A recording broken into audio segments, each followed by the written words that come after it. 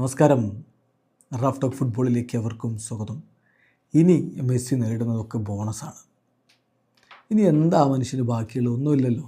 ഇനിയിപ്പോൾ അടുത്ത world cup കിട്ടുകയാണെങ്കിൽ അത് എക്സ്ട്രാ ബോണസ്. അതും കഴിഞ്ഞൊരു 9ാം ബാലൻ ഡ്യൂർ എങ്ങാനും കിട്ടിയാലോ. അപ്പോൾ ഇനി ഒന്നും നേടാനില്ല, എല്ലാം കഴിഞ്ഞു. മെസ്സി എന്ന് പറയുകയാണ് എല്ലാം നേടിക്കഴിഞ്ഞു. അദ്ദേഹത്തിൻ്റെ ഏറ്റവും പുതിയ ഇൻ്റർവ്യൂവിൽ ലിയോ മെസ്സി പറയുന്നു, താങ്ക്സ് ടു ഗോഡ്, ദൈവത്തിന് ഞാൻ നന്ദി പറയുകയാണ്. കാരണം ഇനി എന്താണ് ഞാൻ അധികം ദൈവത്തോട് ചോദിക്കുക? എല്ലാം തന്നു കഴിഞ്ഞു. കാരണം എല്ലാം എനിക്ക് ചെയ്യാൻ പറ്റി. ദൈവം ഞാൻ ആഗ്രഹിച്ചതിനേക്കാളും ചോദിച്ചതിനേക്കാളും ഞാൻ ഇമാജിൻ ചെയ്തതിനേക്കാളും കൂടുതൽ എനിക്ക് നൽകിക്കഴിഞ്ഞു. എല്ലാം അതിൻ്റേതായിട്ടുള്ള സമയത്ത് വന്നു. ഇപ്പോൾ ദേശീയ ടീമിനോടൊപ്പം ഒരു ട്രോഫി എന്നുള്ളത് ഇമ്പോസിബിളാണ് എന്ന് തോന്നിയ ഘട്ടത്തിൽ ആ കിരീടങ്ങൾ വന്നു.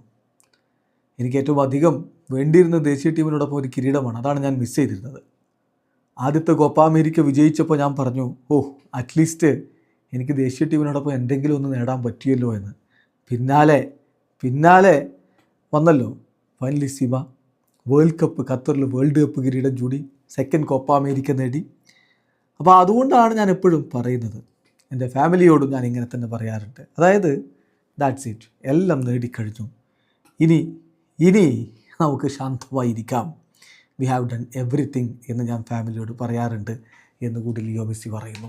യെസ്, അതാ പറഞ്ഞത്. ഇനിയിപ്പോൾ അടുത്ത വേൾഡ് കപ്പോ ഇനിയൊരു കോപ്പ അമേരിക്കയോ അതല്ലെങ്കിൽ വീണ്ടും ഒരു MLS കിരീടമോ കോൺകാഫ് ചാമ്പ്യൻസ് കപ്പോ വേണ്ട, ബാലൻ ഡിയോറോ ഒക്കെ കിട്ടിയാലും എല്ലാം ലിയോ മെസ്സിക്ക് വെറും ബോണസ് മാത്രം.